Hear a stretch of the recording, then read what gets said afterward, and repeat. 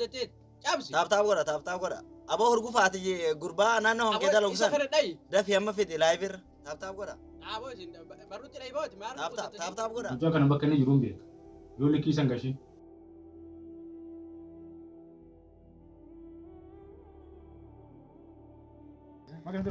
Makina dura. Saya saratta. Bakka beetta mucicha kan. Eenyu nama ni Beetta. Bakka inni jiru natti. Bakka inni jiru natti mi kenne kanatti. Kenni. Warra gaasi nan ta'u kanatti. Kenni ko. Ko isheen. Kottame sin garsiisa. Abotu rumee sirba. Kottame ila kino kana laani sirratti afaan nutti dhiira.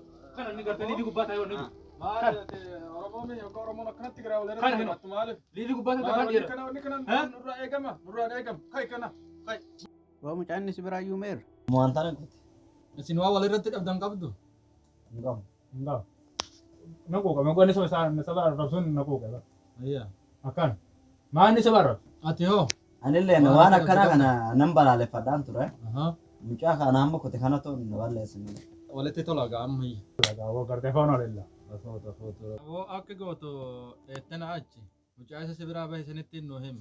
Wanni akka har'aa kuni akka lammeessaa dhufee nu mudanne. Akkana ta'uun qabu. Baaligee san barbaannee baaligee sanirra gahuu qabna malee namni nagahaan dalagannaa dhufe mataa waliin dhahamuun qabu. Baaligee sanirra haa geenyu suuta jennee. akkas ta'uu qaba warra gartee gandaa fi ganda walitti naqu taane nama walitti naqurra ni oromoon tokko taane yoo waliif dhaabbannee yoo waliif quuqamne bareedadha na fakkaata